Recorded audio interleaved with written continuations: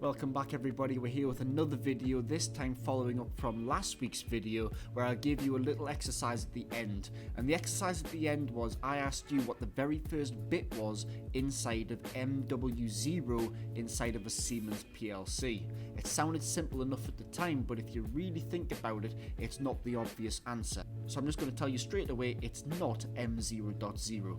Let's find out what the very first bit is inside of memory word 0 and find out why. Okay, and before we get started, what I'd like you to do is give the video a like, hit the subscribe button to stay up to date with new videos, and if you need any Siemens TIA Portal online training, go to www.scantime.co.uk and then check out our e-learning series, Siemens TIA Portal Programming and Siemens Step 7 Portal Programming. We also have other online courses available, Allen Bradley. We also have PLC Programming for Industry as well as SCADA Programming for Industry as well. Give us a check, go to www.scantime.co.uk to have a look at our e-learning courses. I believe there's also a 30% discount sale on at this point in time. Okay guys, let's get into today's video. So let's have a look at MW0. As I mentioned before, the very first bit inside of MW0 isn't M0.0, so what is it? Well, first of all, I gave you a tip of saying, think about what bytes are available inside of MW0. And if you think about it, from what we looked at last week, MW0 consists of MB0 and MB1. That's the bytes available inside of MW0. That's what it uses when it groups together those bits. So then think about which bits are available. Well, inside of MB0, we have M0.0 to M0.7, and inside of MB1, we have M1.0 to M1.7. Okay then. Well, let's think about how binary is structured inside of the PLC. We know that when we work with binary right to left, not left to right. So if we actually look at this, it's not actually M0.0 on the left hand side, M0.7 on the right hand side. It's actually M0.7 on the left hand side and M0.0 on the right hand side. And it's the same thing for this guy over here. That should be M1.7 and that there should be M1.1. Now the way Siemens structures its grouping of bits is it starts from left to right. So for example, if we were using MW0, it would structure its addressing MB0 and then MB1. So it would go from left to right, meaning that the structure of these individual bits inside of the PLC is actually that. Where M0.7 is on the far left hand side, M0.0 is in the middle. It's actually the 9th bit in that word, bit 8. And then you've got M1.7 as the 8th bit, bit 7 inside of the program. So that means the very first bit inside of MW0 is actually M1.0. So how can we prove this? So what I'm going to do is I'm going to go back to our program from last week where we looked at this addressing area, and let's just open up main OB1, and what we're going to do here is just delete the move instruction and delete this move instruction over here, and we're going to write to MW0.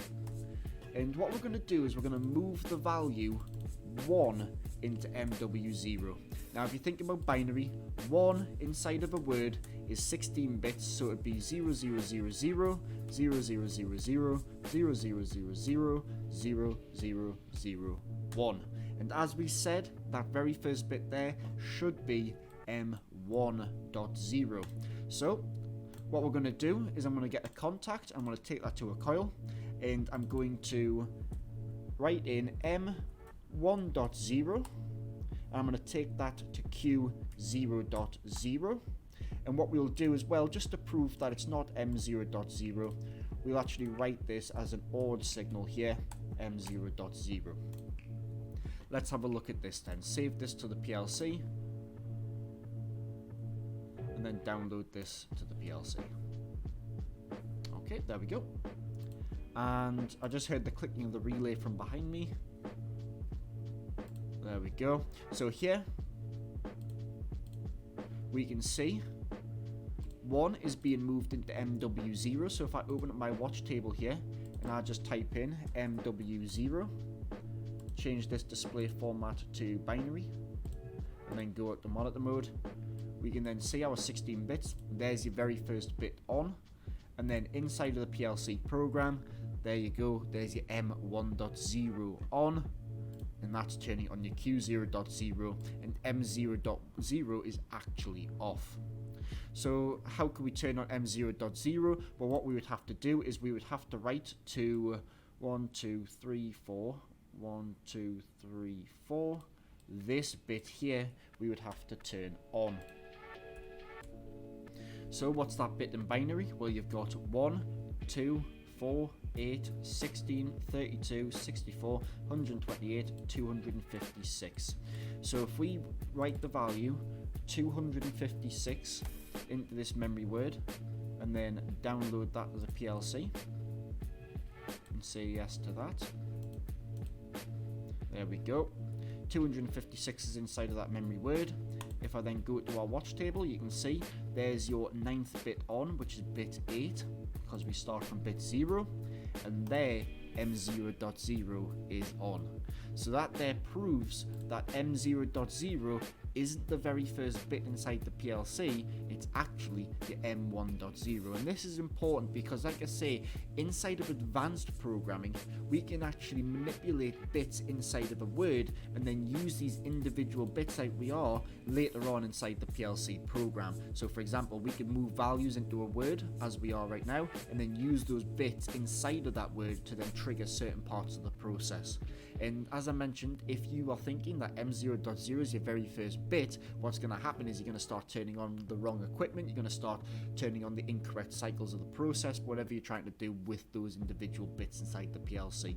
So just remember, when you're starting with the words, the way that Siemens structures it is it structures the bytes left to right, it structures the words, the double words from left to right inside the PLC, and the bits are structured from right to left. So MW0, just as a recap, consists of MB0 and MB1, and then that there consists of M0.0 to M0.7 on the left hand side, M1.7 to M1.0 on the right hand side, and that chap right there, that's your M0.0, and this guy right here, that there's your M1.1. So just as a quick one, if I just write in 257, which is 256 plus the 1, and then download that, the PLC, we should see both of these values turn on.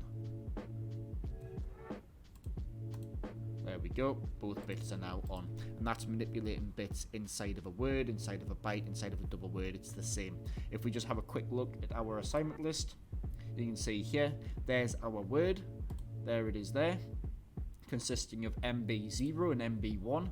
There's us using M0.0 and M1.0, and as I mentioned, that would be your first byte on the left hand side, that would be your second byte on the right hand side, and because the binary works from right to left, that there becomes your very first bit inside of the PLC. So, I hope that answers your question. Like I say, with Siemens, it's very tricky to get used to the memory area, but once you can master that memory area, it's a fantastic thing, is you can just pick and choose what you want, and it gives you great flexibility over your actual program inside of the PLC. As I mentioned, if you're interested in learning more about the Siemens PLC, whether it's TIA Portal or Step 7 Professional, give us a check at www.scantime.co.uk. If we just go back to the actual web browser here, we can then just go straight to scantime.co.uk. If we select the eLearning, we can then scroll down, and then on the eLearning you'll see our online courses at the moment. You'll see that we've got the PLC Programming for Industry. This is perfect for beginners. If you're new to PLC programming with no experience or very limited experience and want to build a foundation, we would definitely recommend having a look at the PLC Programming for Industry course first of all. That there is just teaching you PLC program in a generalized format, so it's universal to all PLCs. What you learn on this course can be applied to Allen Bradley, can be applied to your Mitsubishis, Omrons, Siemens, Schneider, Kians, whatever you want on that side. It's PLC program which is universal to all PLCs using ladder logic. On this course we use Omron and we use Syswin34. That there's a free software download, and we also give you access to a live PLC on that course as well, so you can actually dial into our servers using the software, write your own programs, and then download to a PLC just like I've been doing here. We also give you that same feature on our Siemens S7 and TIA Portal programming series as well. We give you live access to a real S7 1200 PLC like I have behind me, as well as TIA Portal, so that way you can dial into our servers and then you can access the software, write your own programs, download to an S7 1200 PLC, run your tests just like I've been doing here, so you're not using a simulator, you're actually using a real PLC to download and practice on. Our Step 7 course, that there teaches you on Step 7. Now currently we don't have a live PLC for you to practice on that one, so we've got the simulator available to you. We've got the S7 Sim, which allows you to again just practice your programming live.